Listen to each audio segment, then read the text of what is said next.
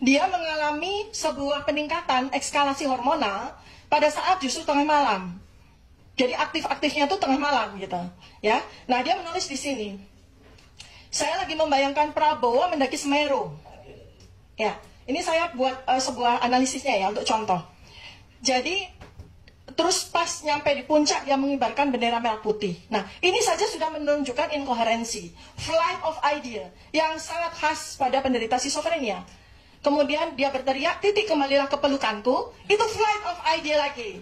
Jadi dia membayangkan, karena dari konsistensi cuitan-cuitan dia sangat menghina Pak Prabowo ini sebagai seorang duda, cerai, ya, itu dia terobsesi dengan hal tersebut. Bagi dia, posisi Pak Prabowo duda dan cerai itu ada sesuatu yang hina. Karena itu dia terus-menerus secara konsisten dia tampilkan itu dalam cuitan-cuitannya. Padahal itu adalah sebuah penderitaan, adalah sebuah misteri gitu ya. Bagi orang yang normal, kalau kita melihat ada sebuah kasus perceraian, kemudian seseorang yang tidak memiliki pasangan, itu adalah sesuatu misteri, menderita. Tapi bagi Fufu Fafa yang memang terindikasi abnormalitas kejiwaannya, itu dianggap itu sebagai sesuatu yang lucu, layak untuk dihina dan sebagainya. Dan terus habis itu dia menggelinding ke bawah seperti seekor landak. Jadi dia menganggap sosok yang bernama Prabowo ini seperti binatang yang dari gunung dia menggelinding seperti landak. Pas sampai di bawah, dia langsung membeli jagung bakar. Flight of idea lagi. Ketika dia sedang membayangkan gunung, dia membayangkan Prabowo menggelinding dengan lucu, lalu kemudian dia langsung flight of idea ingat bahwa di puncak itu ada orang jualan jagung bakar. Jadi dari Semeru dia ke puncak, seperti itu ya. Nah ini banyak sekali apa simptom-simptom schizophrenia itu muncul.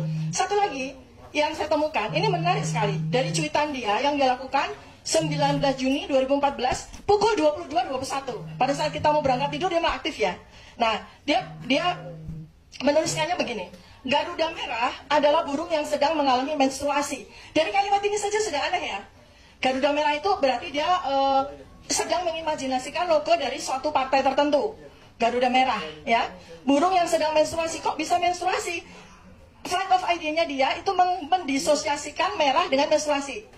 Kan ini aneh ya. Garuda merah, burung sedang menstruasi.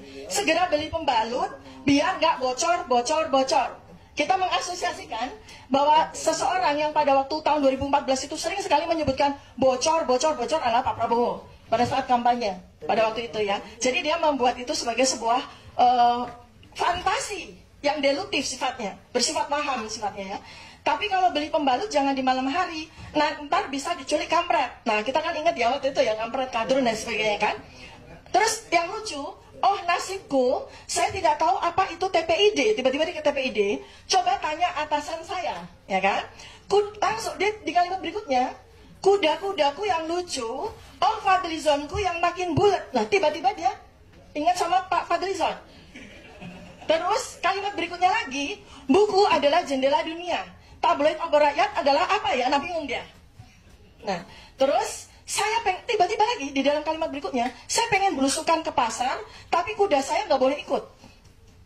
Tiba-tiba dari buku, dari Fadlizon yang bulat, tiba-tiba buku, belusukan ke pasar, tapi kuda saya nggak boleh ikut. Dia mengasosiasikan lagi dengan Prabowo yang menyukai kuda, ya kan? Terus besok ya debat cawapres aja kan? Ya udah, saya tidur di rumah aja. Kalimat berikutnya, bingung mau ngirim cendol ke siapa? Kirim ke saya saja. Coba dari satu paragraf aja jelas menunjukkan sebuah kompleksitas kejiwaan yang ini kalau kita baca ribuan kalimat-kalimat yang dia cuitkan, kurang lebih 5.000 ya, yang sudah dihapus ada 2.100, kita akan jelas bisa melakukan penegakan diagnosis seseorang ini menderita schizophrenia jelas. Kalau perlu dikirim ke rumah sakitnya ayahandanya Pak Roy Suryo, Rumah Sakit Jiwa Puri Nirmala, karena saya yakin bahwa ini akan tegak diagnosis. Nah, saya ingin menyampaikan bahwa tidak hanya soal perbuatan tercela, karena perbuatan tercela secara undang-undang itu layak sekali untuk menjadi pasal pemakzulan. Tetapi buat saya adalah yang lebih mengkhawatirkan lagi, yang lebih bahaya lagi adalah apabila seseorang tersebut memiliki sebuah jabatan yang amat sangat penting bagi kelangsungan dari negara, bangsa, dan keselamatan dari seluruh rakyat Indonesia.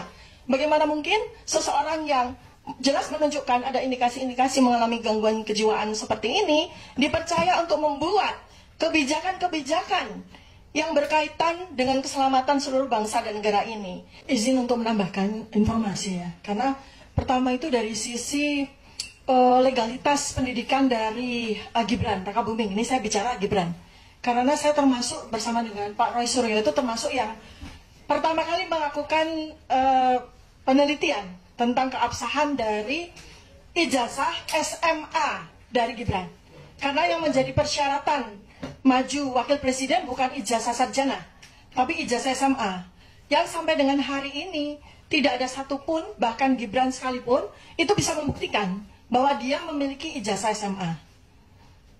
Dia pada waktu acara Narasi TV, ketika kami berdua meramaikan soal ijazahnya dia, itu dia mengatakan bahwa ada dua tokoh yang mengatakan ijazah saya palsu.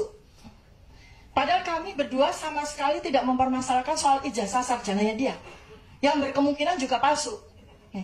Dia di situ menyatakan, memberikan bukti bahwa ini loh, dengan foto saya wisuda di MDIS Singapura, tapi di situ tertulis bahwa dia memiliki ijazah sarjana dari University of Bradford, kan gitu. Sedangkan yang kami permasalahkan sebetulnya adalah ijazah SMA-nya, yang sampai dengan hari ini pun hanya tampil sebagai suket atau surat keterangan, yang mana itu saya juga bisa buktikan karena saya sendiri langsung ke Australia. Kebetulan bukan untuk sekedar membuktikan tentang sekolah matrikulasinya, tapi kebetulan saya sedang menengok anak saya yang sedang kuliah di sana, dan anak saya pun juga menjalani sebuah pre-university yang kurang lebih sama. Jadi saya pun tahu bahwa pre-university yang diikuti oleh Gibran, In Search, itu sudah tidak ada lagi. Sudah tutup. Kursus tersebut, semacam bimbingan tes itu sudah tutup di sana, tidak ada lagi. Dan itulah yang kemudian disetarakan sebagai surat keterangan setara dengan SMK. Nah, padahal pada undang-undang, ya Pak Refli, undang-undangnya jelas menyatakan bahwa calon itu harus memiliki ijazah tamat SMA, yang mana tidak bisa diwakili oleh surat keterangan. Apalagi surat keterangan itu disetarakan oleh sebuah lembaga yang sekarang pun sudah tidak ada lagi, bukan SMA sama sekali. Dan kemudian terkait dengan kesehatannya, saya meragukan apabila katakanlah dibentuk tim investigasi lokal dan sebagainya gitu. Kalau memang kita mau melakukan sebuah investigasi, dan ini wajib untuk kita lakukan, karena ini adalah bahaya bagi negara ini, maka saya mengusulkan kepada pimpinan DPD untuk kita bersama-sama bergerak untuk melakukan riset terhadap perilaku dari Fufu Fafa ini secara retrospektif. Artinya kita bisa melakukan riset retrospektif, menelaah dari sejak tahun 2014, kemudian kita juga bisa melakukan kohort prospektif, kurang lebih 6 bulan, kita bisa melihat secara observasional kohort dari perilaku-perilaku yang dia lakukan selama 6 bulan ke depan. Saya yakin, kalau itu dilakukan akan tegak diagnosis sebagai skizofrenia plus obsesif kompulsif. Karena kalau dari penelitian dilakukan oleh Pak Roy Suryo, dia sangat terobsesi dengan benda-benda intim, baik dari laki-laki maupun perempuan, dan sosok-sosok yang menjadi objek obsesifnya. Termasuk di sini adalah Pak Prabowo sendiri, kemudian juga Syahrini. Demikian yang bisa saya sampaikan. Jadi permintaan dari kami adalah, barangkali mungkin apakah dari DPD atau dari mana, bisa melakukan investigasi yang seperti yang saya usulkan tadi. Terima kasih.